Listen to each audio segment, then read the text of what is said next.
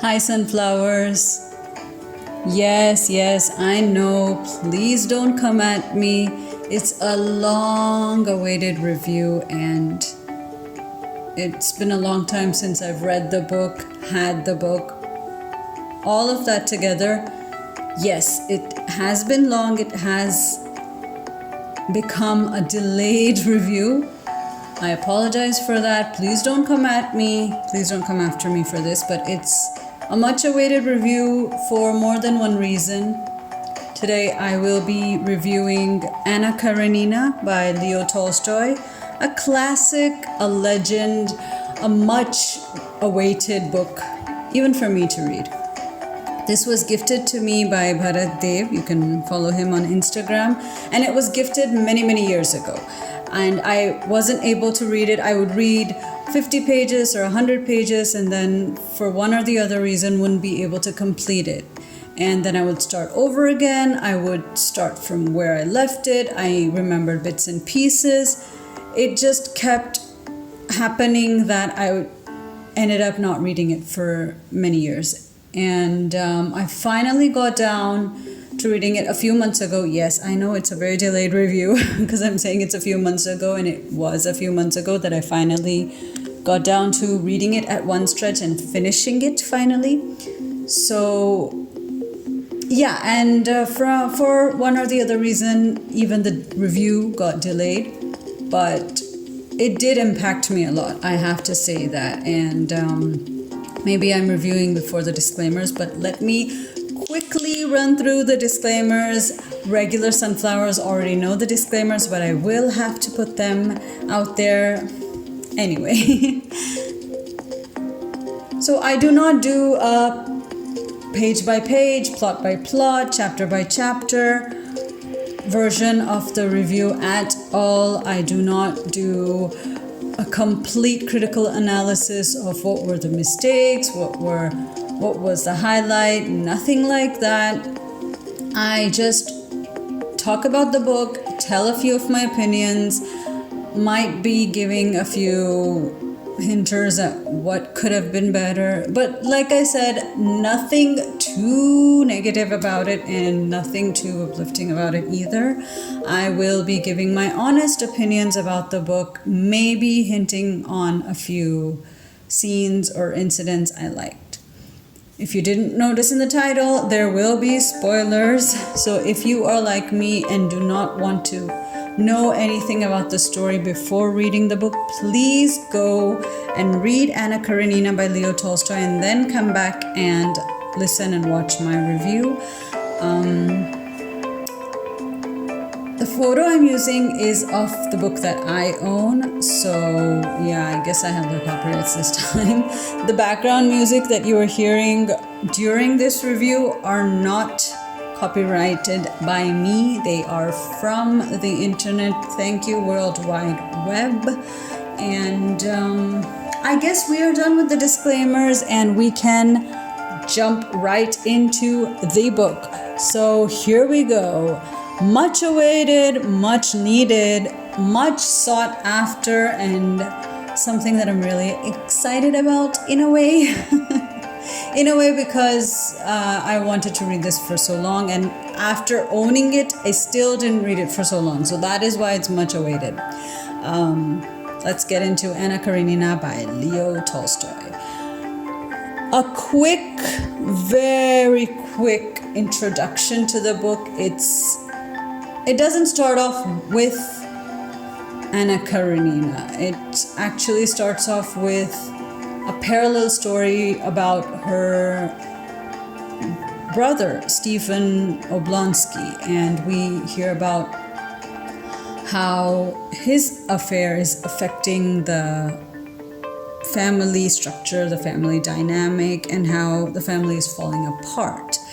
And there are very descriptive and distinctive sentences throughout the book, but I think that even the first paragraph is so eye-catching because it talks about how a family is falling apart just because the father has been found to have had an affair. And that is a very serious thing. I do agree with that, because if you are cheating behind your spouse's back. I think that's wrong. That's just my personal opinion. And I think ethically and morally also that's wrong. So it shows a bit about the family dynamic of Stephen and his wife Dolly, his children, how he interacts with them through their playtime, through their study time, and the entire house, how even though it's a wealthy household, how it seems to be falling apart mentally and familially, I don't know if that's a word, like filially, how it is degrading. And just to kind of patch things up with them, he calls his sister Anna. And Anna is married to Karenina, a senior government official. She comes to talk to Dolly, talk to her brother, try to patch their relationship up, see if their bond can be healed and try to be that way. And Anna is kind of like a force of herself in the best way possible. Maybe I phrased that wrong, but she is the most charismatic personality, and everyone seems to like her. Like the kids are so happy to meet her. The family is so happy to just be with her. She is so friendly. She is so charismatic. She is so energetic. She is vibrant. She is an embodiment of, energy and happiness and joy. So she is this stunning person that they are all so happy that she just came even to meet them. And they kind of patch up as well. But in the process, she goes to a ball, and she meets Count Vronsky, who until then was actually having a relationship with Kitty. Kitty is the sister of Dolly, and so there are people who are skeptical about Kitty and Vronsky's relationship, but Kitty thinks that his intentions are actually pure and that he loves her and she wants to marry him. But what happens is at the ball, when there's the dance list and there's the dance card where each girl is kind of being booked, for lack of a better word, is being booked for a particular ballroom dance, and she ends up keeping one dance open for her with Vronsky because apparently he is in a relationship with her. And she sees Vronsky being stunned by Anna, and he asks her for a dance. So Kitty ends up alone, and she's devastated, she's heartbroken. Vronsky ends up dancing with Anna all night. Vronsky ends up going after Anna actually when she leaves for her home again. When she goes back to her husband, he is actually on the same train with her. And this Kitty is heartbroken, devastated. She doesn't know what to do. And Anna is devastated because she feels that she was the reason that Kitty is so sad. Dolly and Stephen are kind of back together and they've kind of patched up, but they don't know how to deal with Kitty and her sadness. Like how do you talk to a girl who was in a relationship with a man she thought she was going to be with forever, and suddenly in a split second he has shifted his attentions to another person, and this person is someone who Kitty also adores, who Kitty also is so happy to be in the presence of, who Kitty likes enjoying her time with. Anna is someone that even Kitty likes, so that all those feelings are rushed, and she's so sad and they don't know how to deal with it. Meanwhile, there is Konstantin Levin, who is a landowner, and he also likes Kitty, and he has a crush on her from afar. I'm using the wrong words. I'm using the words of today. But yeah, he has been he has wanted Kitty for a while, but when he had gone to her place before the ball and proposed marriage, she had refused because her mother, Princess Sherbatskaya, Kitty's mother, also thought that Vronsky is a better choice for her. And because of that, Levin is devastated. He goes back to his estate. Kitty's health takes a toss, and Vronsky also goes back to his life, works on his estate. Stuff like that goes on. Anna and Levin goes back to his estate and works on that. But meanwhile, Anna and Vronsky have started this extramarital affair. Vronsky feels that he really loves her and he wants Anna to leave her husband. But even though Anna and her husband have had a little bit of an issue with their marriage and they're having tiffs, he doesn't want to divorce her.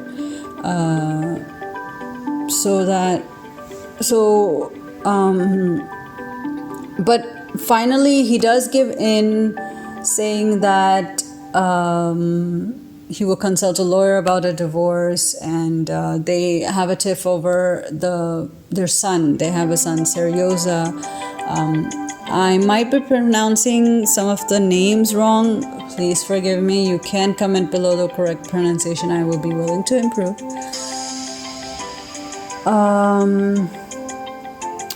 Anna gets pregnant with Vronsky's child, and she has a child, Annie, but she wants to still be with Karenin. She sees the kinder side of him. She wants to be with him. She wants to be with Vronsky.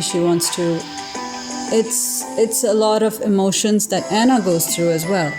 But eventually she kind of does get the divorce, but this is way back, right? This is centuries ago, where divorce was not an accepted norm. And so a lady with divorce, even with Anna's charisma and stunning nature, is still kind of shunned by society. So even though Vronsky and Anna moved to Italy, they are unable to find friends who accept them, because she's kind of in a move-in, live-in relationship with him, but she's not accepted in society because she's a divorcee. And but eventually they kind of drift apart. She feels that Vronsky doesn't love her. Karenin is obviously her divorced husband. They try to tell her son that his mother is dead, in order to save him from, I don't know, heartbreak or whatever. Dolly and Kitty are having their own life, and Kitty eventually does marry Levin because she sees his intentions are pure. She meets him on his estate.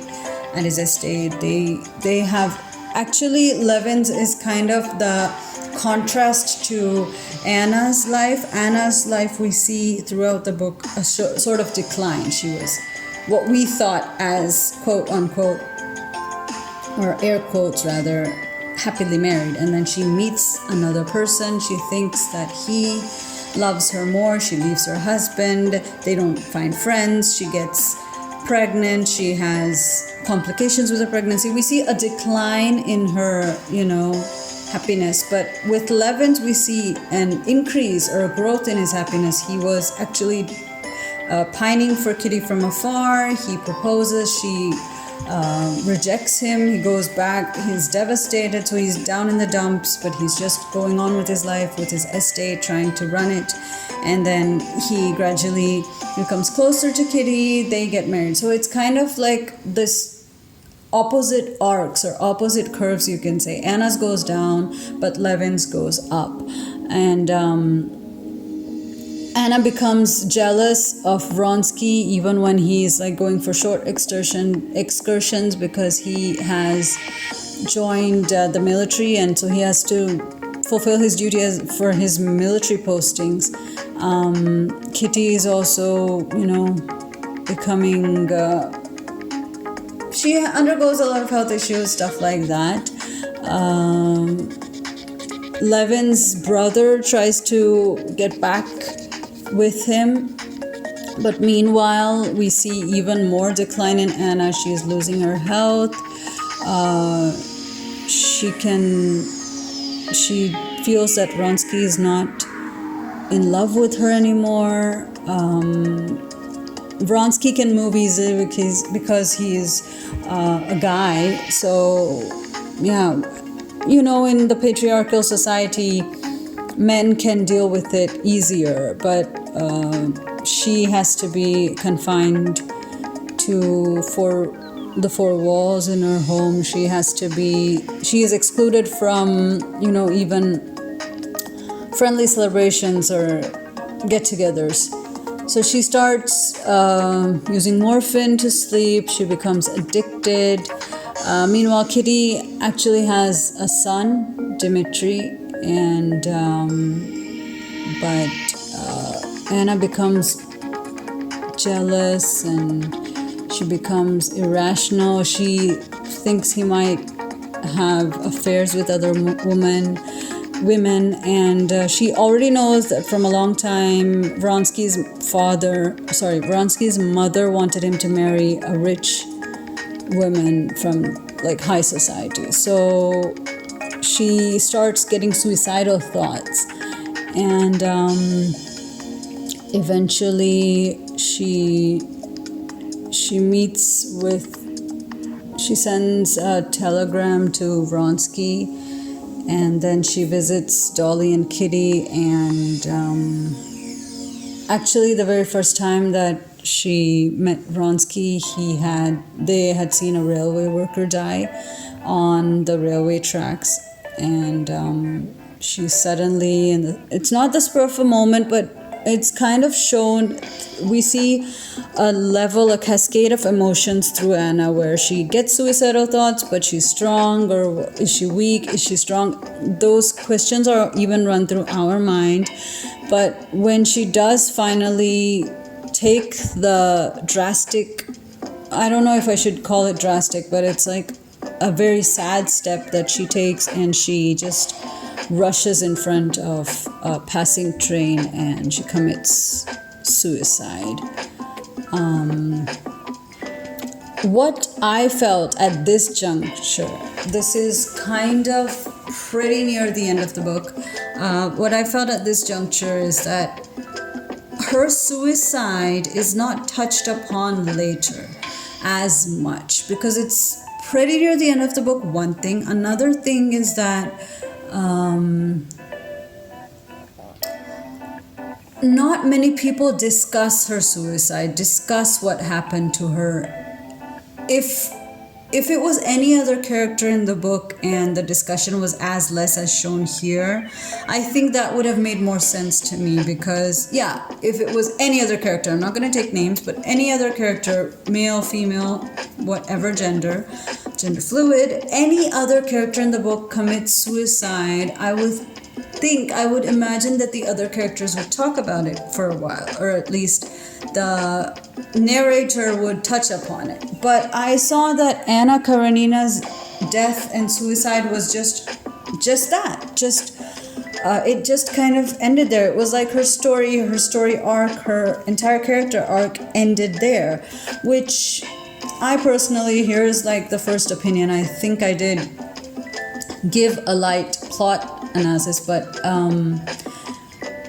I didn't feel that it was necessary to just, rush through her suicide. It was that. And it was just like, how in books they say the sky is blue, and we don't talk about the sky is blue in 10 chapters later. I wouldn't expect it. But when you say Anna Karenina ran in front of a train and lost her life, I would think they would touch upon it. At least every character talk about her. When you showcase her as this stunning, charismatic personality with everyone wanting to be with her, everyone enjoying her company, and suddenly this character has died, and died in what a way, for what reasons. People know of her affair by now, people know of the struggles she's been through, people know of her pregnancy complications, and at the end it's just that kind of was anticlimactic for me personally. I felt that would have been written better. Yes, Levin's arc has a little bit of suicidal thoughts too, because he is depressed and devastated, but he gets a positive arc to his life. So are we just showcasing patriarchy here? The guy is devastated and sad because a girl he liked rejected him, and he had suicidal thoughts, but he gets a happy ending. Whereas Anna, who was this stunning, amazing, beautiful, I know I'm being repetitive, but she is the person to be with, the magnetic person that people want to be with, and she gets a sad ending, which is sad in itself, but her ending is not even honored or spoken about. I think that was the only thing, but other than that, very well written, very grippingly written. Leo Tolstoy, I think I know why his works are classics. The writing, I have no worries about, no issues with the writing, and it's very well done. But yeah, I think they could have touched upon Anna's death a little more. Anna Karenina, I hope more people have those personalities that she had in the beginning. Please do not go through devastating thoughts like that. I do not encourage suicide in any form, in any way. We have a life. We have this precious, precious life. Let's live it to our fullest. I will put that disclaimer too, because I do not want to encourage any of those sad thoughts. Please do whatever you can to get help, or help yourself get out of those feelings, because getting sad, getting depressed is completely natural. They are human tendencies, but we don't need to lose our life over that, because life can be lost in a second, but to get it back, it's unbearable to even think about. So do not get those, is all I can say. I want my sunflowers to be happy, and I think I have come to the end of my review. I hope you liked it, and if you do, please share it with anyone you feel is interested. You can comment below your thoughts, or if you have any other books you'd like me to review. And ring the bell to be notified of new videos. Your subscription will be an encouragement. Stay happy. Be happy, sunflowers. And until next time, bye.